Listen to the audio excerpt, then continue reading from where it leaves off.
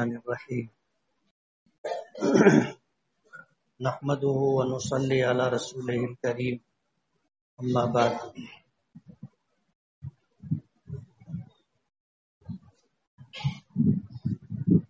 بزرگان محترم اور عزیز دوستو،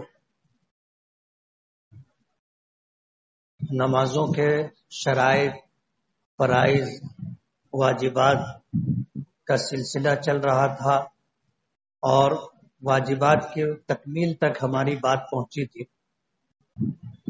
نماز میں مردوں کے لیے 51 سنتیں، کچھ سنتیں ایسی ہیں جو قیام سے متعلق ہے کہ آدمی جب نماز کے لیے کھڑا ہوتا ہے تو قیام میں کئی سنتیں، پھر قیام سے رکوع میں جانے کی کچھ سنتیں ہیں، اور کچھ سنتیں رکوع کی ہے، اور کچھ سنتیں رکوع سے قوما یعنی رکوع اور سجدے کے درمیان جو ہم کھڑے ہوتے ہیں اس کی سنت ہے، پھر سجدے میں جانے کی، سجدے کے دوران، دونوں سجدوں کے درمیان، اور پھر اس کے بعد جلسہ قاعدہ جو اتحیات کے لیے ہم بیٹھتے ہیں، اور اس کے بعد پھر تیسری رکعت کے لیے، چوتھی رکعت کے لیے پھر قاعدہ اخیرہ اور سلام پھیرنا، از اول تا آخر 51 سنتیں۔ عورتوں کے لیے اس میں کچھ اضافہ بھی ہے، مرد اور عورتوں کی نماز میں تھوڑا سا فرق بھی ہے۔ تو جب ہم نماز کے لیے کھڑے ہوتے ہیں، یعنی جب ہماری قیام کی حالت ہوتی ہے، تو سب سے پہلی سنت یہ ہے کہ ہم بالکل سیدھے کھڑے رہیں۔ فقہا نے لکھا ہے غیر تعطی الراس، یعنی سر بھی ہم نہیں جھکائیں گے۔ قیام میں پہلی سنت یہ ہے کہ بالکل سیدھے کھڑے رہیں، نہ کاندھوں سے جھکنا ہے اور نہ سر کو جھکانا ہے، پہلی سنت۔ دوسری سنت، جب ہم تکبیر تحریمہ کہیں، لفظ اللہ اکبر یہ تکبیر تحریمہ کہلاتا ہے نماز کے شروع میں، اور اس کے بعد تکبیرات انتقالات ہوتی ہیں، یعنی ایک حالت سے دوسری حالت میں جانے کے وقت جو تکبیر کہی جاتی ہے وہ تکبیر انتقال کہلاتی ہے، یعنی ایک حالت سے دوسری حالت میں منتقل ہونا۔ لیکن پہلی جو تکبیر ہے اسے تکبیر تحریمہ کہتے ہیں، اور یہ تکبیر تحریمہ فرض ہے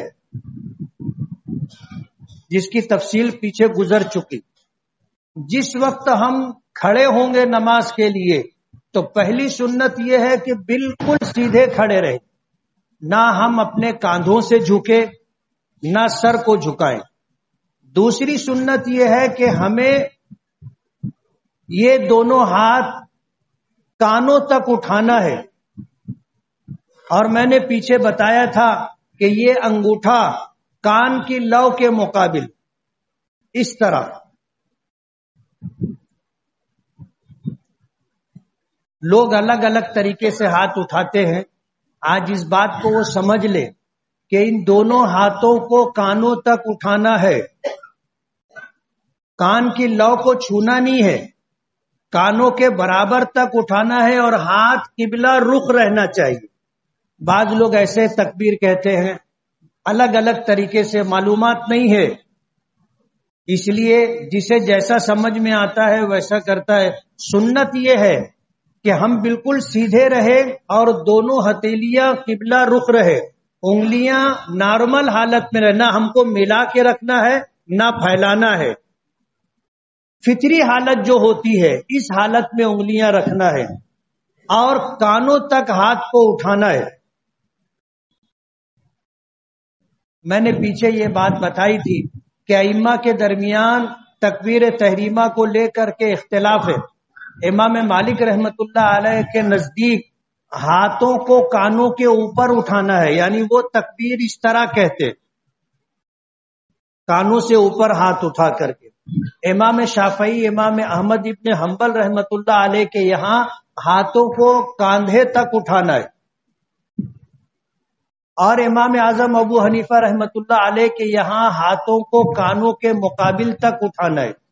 اور میں نے تفصیل دی تھی کہ حدیثیں تینوں طرح کی، نبی کریم صلی اللہ علیہ وسلم کو صحابہ کرام نے نماز کی حالت میں دیکھا، اور ان صحابہ کرام نے حضور کی نماز کے طریقے کو بیان کیا۔ جب حضور کے نماز کے طریقے کو بیان کیا تو کسی نے حدیث میں حضور کو دیکھا تو یہ بتایا کہ حضور کے ہاتھ کانوں کے اوپر تھے، کسی نے کہا کان کے برابر تھے، کسی نے کہا کہ کان کے نیچے تھے۔ امام اعظم ابو حنیفہ رحمت اللہ علیہ نے وہ طریقہ اختیار کیا کہ تینوں حدیثوں پر عمل ہو جائے، کہ جب ہاتھ کو ہم اس طرح اٹھائیں گے کہ ہمارا انگوٹھا کان کی لو کے مقابل ہو تو ہاتھ کا کچھ حصہ کان کے اوپر ہوگا، کچھ حصہ کان کے برابر ہوگا، کچھ حصہ کان سے نیچے ہوگا، تو تینوں روایتوں پر عمل ہو جائے گا۔ اور اگر ہم نے اوپر اٹھایا تو ایک روایت پر عمل ہوا، دو روایتیں چھوٹ گئی، یعنی ایک طریقے پر عمل ہو گیا، دو طریقے رہ گئے۔ اور اگر ہم کان کے نیچے کاندھوں تک ہاتھ اٹھاتے ہیں تو ایک حدیث پر عمل ہو گیا، ایک طریقہ ہمارے عمل میں آ گیا، دو طریقے اور دو روایتیں چھوٹ گئی۔ امام اعظم ابو حنیفہ رحمت اللہ علیہ کا مسلک یہ ہے، اور فقہی اعتبار سے ان کا طریقہ یہ ہے کہ جمع الاحادیث، جب کسی ایک عمل سے متعلق کئی طرح کی روایتیں ہوں تو ایسا طریقہ اختیار کرنا کہ زیادہ تر یا تمام تر روایتوں پر عمل ہو جائے۔ جیسے ابھی مثال کے طور پر تکبیر تحریمہ کے وقت ہاتھ کو کانوں تک اٹھائیں گے تو کس طرح اٹھائیں گے کہ ہاتھ کی ہتھیلیاں قبلہ رخ ہوں، پھر ان ہاتھوں کو کانوں کے مقابل اس طرح اٹھائیں کہ یہ انگوٹھا کان کے لو کے مقابل ہو، اور پھر اللہ اکبر کہہ کر کے ہاتھ باندھنا ہے۔ تو سنت یہ ہے کہ دائیں ہاتھ کی ہتھیلی بائیں ہاتھ کی ہتھیلی پر رکھی جائے گی، اور کانی انگلی اور انگوٹھے سے حلقہ بنایا جائے گا، یعنی ہم پکڑیں گے اس طرح، اور یہ تین انگلیاں ہتھیلی پر بچھائی جائیں گی۔ دائیں ہاتھ کی باطنی حصے کو بائیں ہاتھ کی پشت پر اس طرح رکھیں گے، انگوٹھے اور کانی انگلی سے حلقہ بنا کر کے ہاتھ پکڑیں گے، اور تین انگلیوں کو کلائی پر بچھا دیں گے، اور پھر یہ ہاتھ مرد حضرات ناف کے نیچے باندھیں گے، ناف کے نیچے۔ اور دھیان سے، لوگ کہیں بھی باندھ لیتے ہیں، آپ دیکھو گے الگ الگ طریقے، لوگ نماز پڑھتے ہیں تو تھوڑا سا یہ مسئلہ آپ ذہن میں رکھیں اور دوسروں کو دیکھیں۔ دوسروں کو دیکھنے کا یہ مطلب نہیں ہے کہ ہمیں دوسروں کے عمل پر تنقید کرنی ہے، بلکہ جب اس نقطہ نظر سے آپ دیکھیں گے تو آپ کو بھی احساس ہوگا کہ میں بھی کہیں نہ کہیں سنت سے ہٹ کر کے عمل کرتا ہوں۔ تو اپنے ہاتھوں کو اس طرح باندھیں گے اور ناف کے نیچے یہ ہاتھ رکھا جائے گا۔ اس میں ہم لوگوں سے کوتاہی ہوتی ہے، ہمیں معلوم نہیں ہے، ہم ہاتھ اس طرح باندھ لیتے، اس طرح ہاتھ باندھ لیتے ہیں، بعض لوگ اس طرح باندھ لیتے ہیں۔ ہاتھ کو اس طرح باندھا جائے گا اور ناف کے نیچے ہاتھ باندھا جائے گا، اور قیام کی حالت میں بالکل سیدھے کھڑے رہیں گے۔ بعض لوگ تواضعاً کہو یا عجز اور انکساری کے ساتھ کہو، جب قیام کرتے ہیں تو تھوڑا سا ایسے جھکے رہتے۔ جھکنا نہیں ہے، جھکنے کے لیے اللہ نے رکوع رکھا ہے۔ عاجزی اور پسماندگی کے اظہار کے لیے اپنی پیشانی، اپنی ناک کو زمین پر رکھنے کا حکم دیا ہے۔ ظاہر بات ہے اس سے زیادہ تواضع، اس سے زیادہ عاجزی، اس سے زیادہ انکساری دنیا میں کوئی اور طریقہ نہیں ہے جس سے آپ اللہ کے سامنے اپنی عجز کا، اپنی بندگی کا، اپنی ذلت کا اظہار کر سکے۔ اسی لیے حدیث پاک میں آتا ہے کہ سجدے کی حالت میں بندہ اللہ سے اتنا قریب ہوتا ہے گویا اللہ کے قدموں کے درمیان سجدہ کر رہا ہے۔ نبی کریم صلی اللہ علیہ وسلم سے سجدے کی حالت میں دعائیں منقول ہیں، اس لیے کہ جب اللہ سے بندہ اتنا قریب ہوتا ہے تو پھر سبحان ربی الاعلی سبحان ربی الاعلی سبحان ربی الاعلی کہنے کے بعد حضور جب تنہا نماز پڑھتے تھے تو دیر تک دعا کیا کرتے تھے۔ دعا کی قبولیت کا موقع ہوتا ہے، تو ہاتھ جب ہم باندھیں گے تو ہاتھ ہمارا ناف کے نیچے ہوگا۔ ابھی جب ہم نماز پڑھیں گے تو آپ اپنی حالت پر غور کرنا کہ جو طریقہ بتایا گیا ہے اور جس طرح میں نماز پڑھتا ہوں دونوں میں کتنا فرق ہے، دونوں میں کتنا فرق ہے۔ ہم لوگ سنت کو معمولی سمجھتے، حالانکہ یہ ہمارے آقا جناب رسول اللہ صلی اللہ علیہ وسلم کا طریقہ ہے۔ اللہ نے حضرت جبرائیل کو حکم دیا، حضرت جبرائیل نے نبی کریم صلی اللہ علیہ وسلم کو نماز پڑھنے کا وہ طریقہ بتایا جو اللہ کو پسند ہے، اور جو اللہ کو طریقہ پسند ہے وہی عمل نبی کریم صلی اللہ علیہ وسلم نے عمل کر کے اپنی امت کو بتایا۔ وہ عمل اللہ کے نزدیک محبوب ہے۔ قرآن کریم کی آیت ہے قل ان کنتم تحبون اللہ فاتبعونی یحببکم اللہ، کیا ہے پیغمبر آپ کہہ دیجئے اگر تم اللہ سے محبت رکھتے ہو، ان کنتم تحبون اللہ، اگر تم اللہ سے محبت رکھتے ہو فاتبعونی، تو زندگی کے تمام تر معاملات میں میری اتباع اور پیروی کرو۔ اتباع کہتے ہیں نقش قدم پر چلنا۔ ایک آدمی اگر ریت پر چل رہا ہو تو اس کے قدموں کے نشانات ریت پر بنتے، اگر کوئی شخص اس کے پیچھے اس طرح چل رہا ہو کہ اس کے پیروں کے نشانات پر اپنے پیر رکھ رہا ہو، اس کو کہتے ہیں کامل اتباع، کسی کے نقش قدم پر چلنا۔ اور سنت اسی کو کہتے ہیں کہ زندگی کے تمام تر معاملات میں جو طریقہ نبی کریم صلی اللہ علیہ وسلم نے اختیار فرمایا وہی طریقہ اپنی امت کو عمل کے لیے دیا ہے۔ جس شخص کا عمل نبی کریم صلی اللہ علیہ وسلم کے عمل اور طریقہ عمل سے جتنا قریب ہوگا، جتنا مماثلت رکھتا ہوگا، اللہ کے نزدیک وہ عمل اتنا زیادہ مقبول ہوگا۔ اللہ کو اپنے محبوب کا طریقہ پسند۔ اللہ تعالی ہمیں نہیں دیکھتے۔ ان اللہ لا ينظر الى صورکم ولا الى اجسادکم ولا الى اعمالکم ولکن ينظر الى قلوبکم ونیاتکم۔ اللہ تعالی تمہارے طریقہ عمل کے ساتھ تمہاری نیتوں کو دیکھتے ہیں، تمہارے اعمال کو اس طرح دیکھتے ہیں کہ یہ میرے محبوب کے عمل سے کتنی اتباع رکھتا ہے۔ میں نے ایک واقعہ آپ کو سنایا تھا، حضرت سعد ابن ابی وقاص رضی اللہ تعالی عنہ، حضرت عمر فاروق رضی اللہ تعالی عنہ نے انہیں کوفہ کا گورنر بنا کر کے بھیجا تھا۔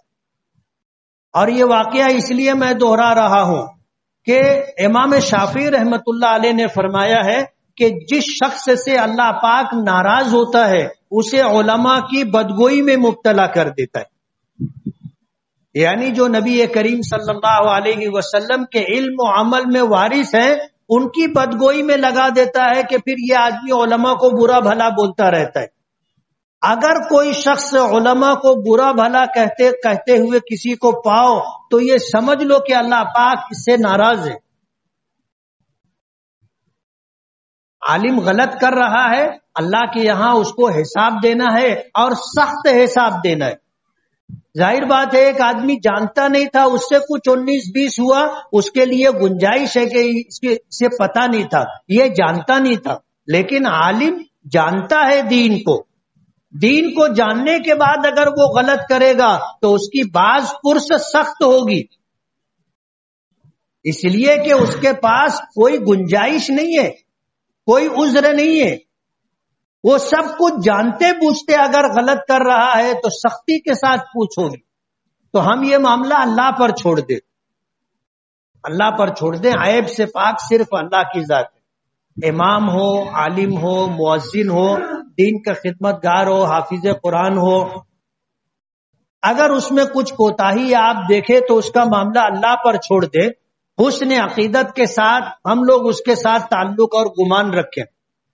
اس لیے حضرت سعد ابن ابی وقاص کو حضرت عمر نے جب کوفہ کا گورنر بنا کر کے بھیجا تھا تو کوفہ کے لوگوں نے شکایتیں بھیجنی شروع کی، اور میں بخاری شریف میں 2 واقعات آتے ہیں۔ شکایت یہ آئی کہ یہ دن میں لوگوں سے ملتے ہیں، رات میں نہیں ملتے، اور ہفتے میں ایک دن ایسا ہوتا ہے کہ وہ دن میں بھی گھر سے باہر نہیں نکلتے، گھر ہی پر رہتے، اور تیسری بات یہ کہ وہ نماز صحیح طریقے سے نہیں پڑھاتے۔ حضرت سعد بن ابی وقاص رضی اللہ تعالی عنہ گورنر تھے، شکایت آئی تو حضرت عمر فاروق رضی اللہ تعالی عنہ نے نظر انداز نہیں کیا، جیسے ہم لوگ بولتے ہیں لوگ کرتے رہتے ہیں کیا ہے سب ٹھیک ہے، نہیں، انصاف کا تقاضا یہ ہے کہ آپ تفتیش کرو، انکوائری کرو۔ انہوں نے سعد ابن ابی وقاص کو بلایا۔ حضرت سعد ابن ابی وقاص رضی اللہ تعالی عنہ جب مدینہ منورہ کے قریب پہنچے، حضرت عمر کو خبر ہوئی تو راستے میں ایک جگہ چھپ کر کے بیٹھ گئے، یہ دیکھنے کے لیے کہ سعد ابن ابی وقاص آ رہے ہیں تو کس حالت میں آ رہے ہیں۔ گورنر کا تام جھام ہوتا ہے نا، گورنر جو ہوتا ہے گورنر ہوتا ہے، پورے علاقے کا سربراہ ہوتا ہے، اور یہ پورا علاقہ اور وہاں کے رہنے والے سب اس کے زیر انتظام ہوتے ہیں، آمدنی اس کے قبضے میں ہوتی ہے، خرچ کا اس کو اختیار ہوتا ہے۔ تو راستے میں چھپ کر کے بیٹھے تھے یہ دیکھنے کے لیے کہ کس حالت میں یہ آ رہے ہیں۔ حضرت سعد بن ابی وقاص رضی اللہ تعالی عنہ آئے تو ایک پوٹلی ان کے بغل میں تھی، ایک پوٹلی ان کے بغل میں تھی، اور کپڑے بوسیدہ پرانے پیون لگے ہوئے تھے۔ اس طرح آئے تو حضرت عمر فاروق رضی اللہ تعالی عنہ سے ملاقات ہوئی۔ حضرت سعد ابن ابی وقاص سے حضور نے فرمایا کہ سعد، تمہارے متعلق شکایتیں ہیں۔ پہلی شکایت تو یہ ہے کہ تم دن میں لوگوں سے ملاقات کرتے ہو، رات میں کسی سے نہیں ملتے، ایسا کیوں؟ تو انہوں نے جواب دیا کہ امیر المومنین، میں دن کو میں نے مخلوق کے لیے رکھا ہے اور رات میں نے اپنے خالق کے لیے رکھی۔ میں دن میں مخلوق کے کام کاج کرتا ہوں، رات میں اپنے پروردگار کو راضی رکھنے کے لیے، راضی کرنے کے لیے اس کی عبادت کرتا ہوں۔ تو میں نے اپنے اوقات کو تقسیم کیا ہے، دن مخلوق کے لیے، رات خالق کے لیے۔ اب ظاہر بات ہے یہ اتنا معقول جواب تھا کہ کچھ کہنے کی جگہ نہیں تھی۔ پوچھا کہ ایک شکایت یہ ہے کہ تم ہفتے میں ایک دن کسی سے نہیں ملتے، دن میں بھی، ایسا کیوں؟ تو انہوں نے جواب یہ دیا کہ میرے پاس صرف ایک جوڑا کپڑا ہے جو میرے جسم پر ہے، میں ہفتے میں ایک دن اسے دروازہ بند کر کے اتارتا ہوں، اسے دھوتا ہوں، وہ جب سوکھ جاتا ہے تو وہ کپڑے پھر میں پہنتا ہوں، میرے پاس دوسرا جوڑا نہیں ہے کہ میں وہ پہنوں اور لوگوں سے دن میں ملاقات کر سکوں۔ حضرت عمر خاموش ہو گئے، پھر کہنے لگے کہ تیسری شکایت یہ ہے کہ تمہیں نماز پڑھانی نہیں آتی۔ گورنر جو ہوتا تھا وہ مسجد کا امام بھی ہوتا تھا، 5 وقتہ نمازوں میں امامت کرنا اس کی ذمہ داری ہوتی تھی، تو کہنے لگے تمہیں نماز پڑھانی بھی نہیں آتی۔ تو سعد ابن ابی وقاص رضی اللہ تعالی عنہ نے کہا کہ امیر المومنین، میں نماز پڑھتا ہوں، آپ مجھے دیکھو، اور میری نماز میں جہاں کہیں کچھ کمی ہوگی، کچھ سنت سے ہٹا ہوا طریقہ ہوگا تو آپ نشاندہی کر دو۔ اس کے بعد انہوں نے 2 رکعت نماز کی نیت باندھی اور نماز پڑھی۔ جب نماز مکمل کر لی تو حضرت عمر فاروق رضی اللہ تعالی عنہ کی طرف متوجہ ہوئے تو دیکھا کہ حضرت عمر فاروق رضی اللہ تعالی عنہ رو رہے تھے.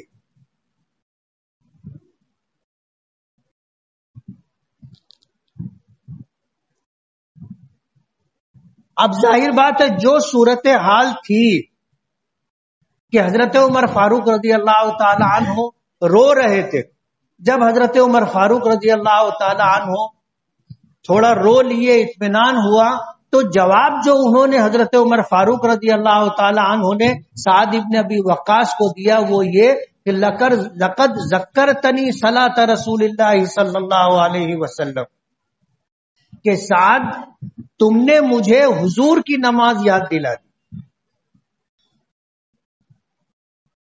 کہ میں نے نبی کریم صلی اللہ علیہ وسلم کو جس طرح نماز پڑھتے ہوئے دیکھا تھا تم نے اسی طرح نماز پڑھی، تم نے مجھے حضور کی نماز یاد دلائی. لیکن شکایت آئی تھی، اور جب ایک مرتبہ شکایت کا سلسلہ شروع ہوتا ہے تو وہ دراز رہتا ہے.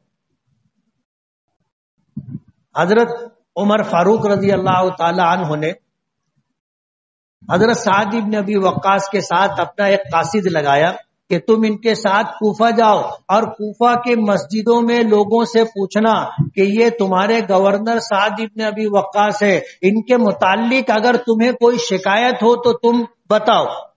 تو کوفہ کی تمام مسجدوں میں نماز کے وقت پہنچے اور لوگوں سے سوال کیا، کہیں سے کسی نے کوئی اعتراض یا شکایت نہیں کی.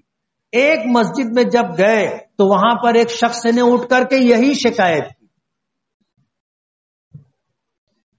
حضرت سعد ابن ابی وقاص رضی اللہ تعالی عنہ نے اس شخص کو شکایت کرتے ہوئے سنا تو اپنا معاملہ اللہ پر چھوڑ دیا، کوئی جواب نہیں دیا اس سے بحث و مباحثہ نہیں کیا کہ تو جھوٹ بول رہا ہے، تو میری مسجد میں نماز بھی نہیں پڑھتا، تجھے کیا معلوم، میرے حالات کی تجھے کیا خبر، کچھ بحث و مباحثہ نہیں کیا، اپنا معاملہ اللہ کے سپرد کر دیا. اور جو جملے انہوں نے کہے تھے آپ اسے بددعا کہہ لیں، مشروط بددعا تھی. اور حضرت سعد ابن ابی وقاص رضی اللہ تعالی عنہ نے کہا کہ اللہم ان کان کاذبا، کہ اے اللہ اگر یہ شکایت کرنے میں جھوٹا ہو، یعنی اگر سچی شکایت کر رہا ہو تو کوئی بددعا نہیں، کوئی بات نہیں. اللہم ان کان کاذبا، کہ اللہ اگر یہ شکایت کرنے میں جھوٹا ہو تو اس کے حق میں میری تین دعا قبول فرما لی. فَعَجِبُ فِيهِ ثَلَاثًا، اس کے حق میں میری 3 بددعا قبول کر لے.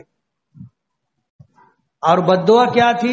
اللہم عَطِلْ عُمْرَهُ، اے اللہ اس کو لمبی عمر عطا فرما. اب ہم لوگ تو اس کو دعا سمجھتے ہیں نا، ہم لوگ اس کو دعا سمجھتے ہیں کہ ہم لوگ دعا دیتے ہیں اللہ لمبی زندگی دے.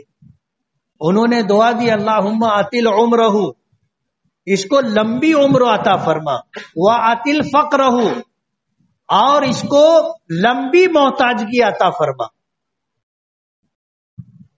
وَعَرِّضْهُ بِالْفِتَنِ، اور اس کو فتنوں میں مبتلا کر دے. تو دنیا نے دیکھا سعد ابن ابی وقاص رضی اللہ تعالی عنہ کی بددعا اس کے حق میں قبول ہوئی. بوڑھا ہو چکا تھا، اتنا بوڑھا ہو گیا تھا کہ یہ جو بھاؤں ہوتی ہے یہ لٹک کر کے اس کی آنکھوں پر آ گئی تھی، یعنی دیکھنے کے لیے اس کو ایسے بھاؤں اٹھانی پڑتی تھی. اتنی لمبی زندگی اللہ نے دی. اور محتاجگی اتنی تھی کہ کھانے کے لیے میسر نہیں تھا، پہننے کے لیے کپڑا میسر نہیں تھا، سر چھپانے کی جگہ نہیں تھی. وہ راستوں پر کھڑے ہو کر کے بھیک مانگا کرتا تھا، کوئی اس کو بھیک بھی نہیں دیتا تھا.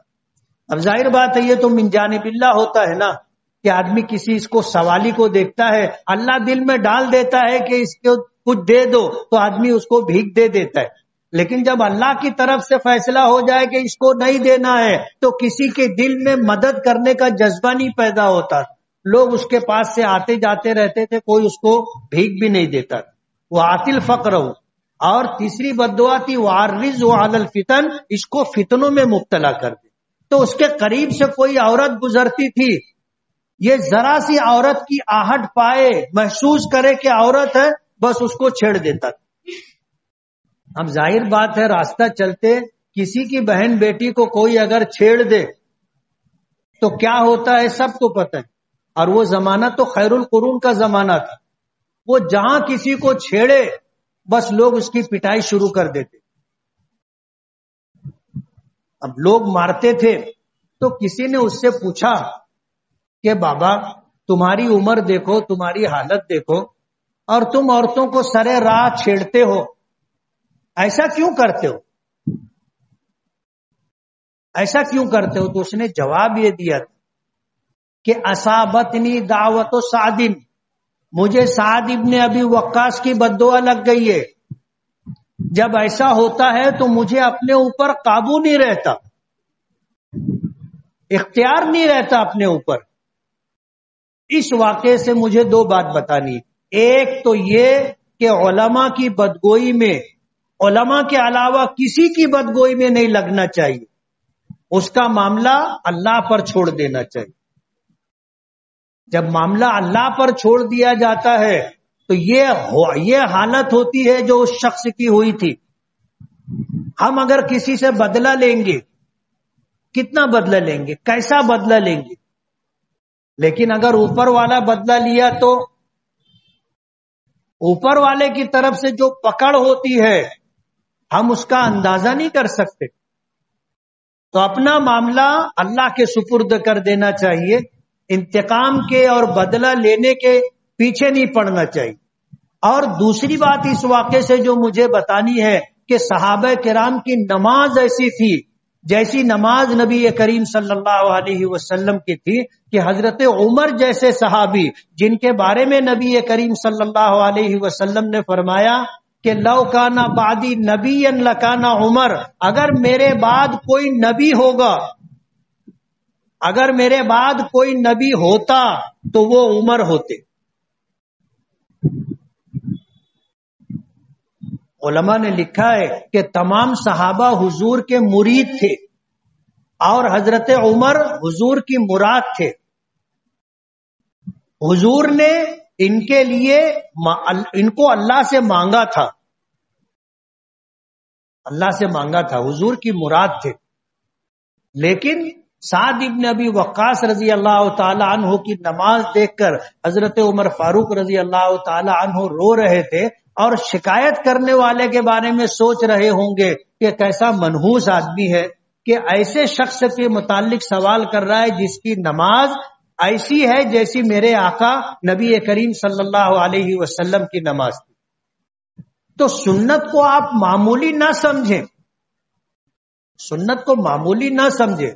نماز اگر سنت کے مطابق پڑھی گئی ہے تو یہ 2 رکعت نفل نماز آپ کی دنیا اور آخرت کے مسئلے حل کروائے گی. تو قیام کی سنت بالکل سیدھے کھڑے رہنا، ہاتھ کی ہتھیلیوں کو قبلہ رخ رکھنا، انگلیوں کو فطری طور پر نارمل رکھنا اور ہاتھوں کو کانوں کے مقابل اٹھانا، اور اس کے بعد دائیں ہاتھ کی باطنی اندرونی حصے کو بائیں ہاتھ کی پشت پر رکھنا، کانی انگلی سے انگوٹھے سے حلقہ بنانا، 3 انگلیوں کو کلائی پر بچھا دینا اور یہ ہاتھ ناف کے نیچے باندھنا. یہ کئی سنتیں ہوگی. اور اس کے بعد اللہ اکبر کہہ کر کے ہاتھ باندھا جائے گا، یہ تکبیر تحریمہ ہے. اور اس کے بعد ثنا پڑھنا. کتنے لوگوں کو ثنا یاد ہے؟ ہاتھ اٹھانا. کوئی ایسا ہے جس کو ثنا یاد نہ ہو؟ یاد کرنا ضروری ہے، آپ کو یاد ہوگی، لیکن ایک مرتبہ آپ ٹیلی کر لو، کتاب میں جیسی لکھی ہوئی ہے ویسی ثنا ہم کو یاد ہے یا نہیں؟ سبحانک اللہم وبحمدک وتبارک اسمک وتعالی جدک ولا الہ غیرک، یہ ثنا ہے. امام مالک رحمت اللہ علیہ کے یہاں ثنا پڑھنا سنت نہیں ہے. ثنا پڑھنا سنت نہیں ہے. امام شافعی امام احمد ابن حنبل رحمت اللہ علیہ کے یہاں ثنا کے علاوہ دوسری دعا ہے، انی وجہت وجہی للذی فطر السماوات والارض حنیفا وما انا من المشرکین۔ ہمارے یہاں ثنا پڑھنا سنت ہے، ثنا کے بعد قرآن کریم پڑھنا فرض ہے، سورہ فاتحہ پڑھنا واجب ہے، سورہ فاتحہ کے بعد سورت کا پڑھنا، آیت کا پڑھنا واجب ہے۔ لیکن جس شخص کے ذمے قرات ہو، جیسے آدمی امامت کر رہا ہو یا ہم اپنی نماز پڑھ رہے ہوں تنہا، تو اس موقع پر اعوذ باللہ پڑھنا، ثنا کے بعد اعوذ باللہ پڑھنا، پھر بسم اللہ پڑھنا، یہ سنت ہے۔ یہ اعوذ باللہ اور بسم اللہ یہ قرات کے، اعوذ باللہ قرات کے لیے ہے، اور بسم اللہ جو ہے یہ ہر رکعت کے شروع میں پڑھی جائے گی، ہر رکعت کے شروع میں امام بھی پڑھے گا اور اکیلا نماز پڑھنے والا بھی پڑھے گا۔ تو ثنا پڑھنا سنت ہے، قرات پڑھنا ہے تو اعوذ باللہ پڑھنا سنت ہے، ہر رکعت کے شروع میں بسم اللہ پڑھنا سنت ہے، اور اسی کے ساتھ اگر مقتدی ہیں یا اپنی نماز پڑھ رہے ہیں اور امام جب کہے غیر المغضوب علیہم ولا الضالین تو ہمیں آہستہ سے آمین کہنا ہے، آہستہ سے۔ آہستہ کا مطلب یہ ہے کہ زبان سے الفاظ ادا ہونے چاہیے، دل ہی دل میں سوچ لینے کو پڑھنا نہیں بولتے۔ بعض لوگ قرآن کریم پڑھتے ہیں، آپ دیکھو ان کے ہونٹ بھی نہیں ملتے، زبان بھی نہیں ہلتی، ہونٹ بھی نہیں ہلتا، اس کو تلاوت کرنا پڑھنا نہیں کہیں گے، اس کو دیکھنا کہیں گے۔ دیکھنے کا ثواب ملے گا، پڑھنے کا ثواب نہیں ملے گا۔ پڑھنے کے لیے زبان کا، ہونٹوں کا حرکت کرنا ضروری ہے، اس کو پڑھنا کہتے ہیں۔ اور نماز میں کچھ چیزیں ایسی ہیں جس کو جہرن بلند آواز سے کہا جاتا ہے، جیسے امام ہے تو اس کو تکبیر بلند آواز سے کہنا ہے، تسمیع سمیع اللہ لمن حمدہ بلند آواز سے کہنا ہے، تحمید ہے اسے مقتدی کہے گا، امام کہے گا آہستہ سے۔ تو تحمید اس کو بھی آہستہ کہنا ہے، جیسے آمین ہم نے آہستہ کہی، تحمید بھی آہستہ کہیں گے، لیکن آہستہ کا مطلب یہ ہے کہ زبان حرکت کرے، ہونٹ حرکت کرے۔ علماء نے لکھا ہے کہ اتنی آواز ہونی چاہیے کہ میری آواز مجھ کو سنائی دے، میری آواز مجھ کو سنائی دے، اس کو سرن کہیں گے، اور جہرن میری آواز دوسروں کو سنائی دے۔ اب ظاہر بات ہے اس میں بہت تھوڑا سا فرق ہے، بہت تھوڑا سا فرق ہے۔ آپ کے بازو میں اگر کوئی کھڑا ہے، نماز میں آدمی صف لگاتا ہے، بازو میں کھڑا ہے، آپ کی آواز اگر اس کے کان تک گئی تو یہ جہرن ہو گیا، یعنی آپ نے اس کو سنا دیا۔ سرن کا مطلب یہ ہے کہ اپنی آواز اپنے کو سنائی دے۔ تو آمین آہستہ سے کہنا یہ سنت ہے۔ اب ظاہر بات ہے نماز، آپ کو اندازہ ہو رہا ہوگا کہ نماز کیسے پڑھنا چاہیے، اور یہ چیزیں کتابوں میں یعنی قرآن و حدیث میں، اور قرآن و حدیث سے ماخوذ جو فقہ کی کتابیں ہیں، یعنی قرآن و حدیث کو دیکھ کر کے ہمارے فقہا نے جن مسائل کا استنباط کیا ہے، اسے کتابوں میں ذکر کیا ہے، اسے فقہ کہتے ہیں، اسے فقہ کہتے ہیں۔ اور حضور نے فرمایا کہ اللہ تعالیٰ جس شخص سے راضی ہوتا ہے اللہ تعالیٰ اسے دین کی سوجھ بوجھ عطا کرتا ہے۔ یفقہہ فی الدین، دین کے بارے میں اس کو سوجھ بوجھ عطا کرتا ہے۔ فقہ یفقہہ فی الدین، دین کی سوجھ۔ اور یہ مدرسوں میں علماء کو 7 سال میں زندگی کے تمام تر معاملات پر مشتمل جو احکامات ہیں وہ سکھائے اور پڑھائے جاتے۔ انحطاط سب جگہ ہے، کمزوریاں سب جگہ آئی ہیں، لیکن مدارس کا جو نصاب ہوتا ہے، جو کورس ہوتا ہے، اس میں یہی ساری چیزیں شامل ہوتی۔ اتفاق سے یہ جمعہ مدرسہ اسلامیہ کے چندے کا جمعہ ہے، اور میں نے مدرسے کی بات اسی لیے رکھی کہ آپ لوگوں تک یہ پیغام پہنچ جائے کہ ان مدارس کا وجود مسلمانوں کے لیے کتنا ضروری ہے. ہندوستان سے اسلام کو ختم کرنے کے لیے انگریزوں نے 200 سال تک محنت کی. ہمارے علماء اور اکابرین نے لکھا ہے، کہا ہے کہ ان کی حکومت آج کی حکومت سے اچھی تھی. ان کی حکومت آج کی حکومت سے اچھی تھی، اور انہوں نے ہندوستان کو جو دیا آج کی حکومت بھی نہیں دے پاتی. لیکن وہ اسلام کے پیچھے پڑ گئی تھی، مسلمانوں کے پیچھے پڑ گئی تھی، اس لیے ہم لوگوں نے ان کے خلاف جنگ کی اور ان کو دیش نکالا دیا. اور اگر وہ اسلام اور مسلمانوں کے پیچھے نہیں پڑتے تو ان کی حکومت ان سے اچھی تھی، ہم ان کو چلنے دیتے.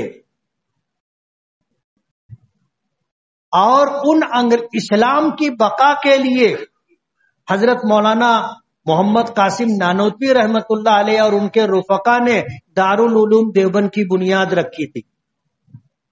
کہتے ہیں نا اتقوا بفراست المومن فإنه ينظر بنور اللہ، کہ مومن کی فراست سے ڈرو، وہ اللہ کے نور سے دیکھتا ہے. آپ سوچو تو صحیح، ایک طرف ان کی حکومت ہے جن کی حکومت میں سورج غروب نہیں ہوتا تھا، انگلینڈ سے لے کر کے یہاں تک کی حکومت تھی، سورج ڈوبتا ہی نہیں تھا. نہ ڈوبنے کا مطلب یہ ہے کہ ان کے حدود سلطنت میں 24 گھنٹہ کہیں نہ کہیں سورج رہتا تھا. اتنی بڑی حکومت تھی. اتنی بڑی حکومت سے مقابلہ کرنے کے لیے کیا کیا گیا؟ ایک استاذ ملا محمود، ایک شاگرد محمود، ایک انار کے درخت کے سائے میں بیٹھ کے انہوں نے مدرسے کی بنیاد رکھی تھی، دارالعلوم دیوبند. کہاں اتنی بڑی حکومت، اور کہاں اس حکومت کو شکست دینے کے لیے جو پروگرام بنا وہ یہ پروگرام تھا، اور اللہ نے کامیابی عطا فرمائی. یہ ہے دارالعلوم دیوبند کی تاریخ. ہندوستان اور دنیا بھر میں جتنے مدارس ہیں وہ بالواسطہ یا بلا واسطہ دارالعلوم دیوبند سے جڑے ہوئے، اور اسلام اور مسلمانوں کی بقا کے لیے ان مدارس کا باقی رہنا ضروری ہے. علامہ اقبال جب اسپین گئے جہاں 700 سال تک مسلمانوں نے حکومت کی تھی، جب وہاں سے واپس آئے تو ہندوستان کی سرزمین پر قدم رکھتے ہوئے انہوں نے کہا تھا کہ ان مکاتب کو اور مدارس کو اسی طرح رہنے دو، ورنہ جو میں دیکھ کے آیا ہوں کہ اسپین میں مسلمانوں کا نام و نشان ختم کر دیا گیا، اسی طرح تاریخ ہندوستان میں دہرائی جائے گی. تو اسلام کی بقا کے لیے، مسلمانوں کی بقا کے لیے مدارس کا رہنا ضروری ہے. آج مدرسہ اسلامیہ وہاں کے اساتذہ اور وہاں کے طلباء چندے کے لیے آئے ہیں. حضرت مولانا جمال الدین لبیب انوری انہوں نے اس ادارے کی بنیاد ڈالی تھی. علامہ انور شاہ کشمیری رحمت اللہ علیہ کے شاگرد تھے، جو ڈابھیل کے شیخ الحدیث تھے دیوبند کے. وہاں دیوبند میں دارالعلوم میں پڑھاتے تھے. کچھ اختلاف ہوا تو دارالعلوم چھوڑ کر کے گجرات ڈابھیل میں آئے تھے، یہاں پڑھاتے تھے. تو مولانا جمال الدین لبیب انوری ڈابھیل میں علامہ انور شاہ کشمیری رحمت اللہ علیہ سے انہوں نے بخاری شریف اور حدیث کی کچھ کتابیں پڑھی تھی، اس لیے وہ اپنے نام کے ساتھ انوری لگاتے تھے. انہوں نے جو ہے یہ بنیاد رکھی تھی مدرسہ اسلامیہ کی، جس کے قیام پر تقریباً 50 سال سے زائد کا عرصہ ہو گیا. آج وہ ادارہ کام کر رہا ہے، اور شہر کی بیشتر مساجد کے اندر وہاں کے پڑھے ہوئے لوگ امامت کر رہے ہیں. تو یہ دکھائی دینے میں ایک معمولی چیز ہے، لیکن اس کی اہمیت کا اندازہ آپ اس سے کرو کہ یہی وہ طریقہ تھا جس سے ہندوستان میں اسلام باقی ہے، جس سے ہندوستان میں مسلمان باقی ہے. اور جس کی یہاں سے پڑھنے والے لوگوں نے انگریز کو دیش سے نکلنے پر مجبور کیا تھا. تو مدرسہ اسلامیہ کے ذمہ داران آئے ہیں، ان کی گزارش ہے کہ آپ حضرات ان کا بھرپور تعاون کریں. مالیگاؤں دور دور تک کے مدارس کی کفالت کرتا ہے. اپنے یہاں کے مدارس کا ہم پر زیادہ حق ہے. یہ ایسے مدارس ہیں کہ ہم ان کو جب جا کر دیکھنا چاہیں دیکھ سکتے. اس لیے اداروں کا تعاون ضروری ہے. کچھ لوگوں کی چاہت یہ تھی کہ رجب کا مہینہ ہے، شب معراج اسی مہینے میں ہے، تو معراج کے تعلق سے بیان ہو. زندگی رہی تو معراج کا بیان آگے بھی ہو سکتا ہے. اور ایک بات بتا کر کے اپنی بات ختم کروں کہ معراج کے تعلق سے علماء کے درمیان تاریخ کو لے کر کے اختلاف ہے کہ کس تاریخ کو معراج ہوئی تھی. یہ جو مشہور ہے 27 رجب مشہور ہے، لیکن اس میں علماء کا اختلاف ہے. وقت آئے گا انشاءاللہ معراج کے تعلق سے بات کریں گے. وآخر دعوانا الحمدللہ رب العالمین. جن لوگوں نے سنتیں نہ پڑھی ہوں وہ پڑھ لیں.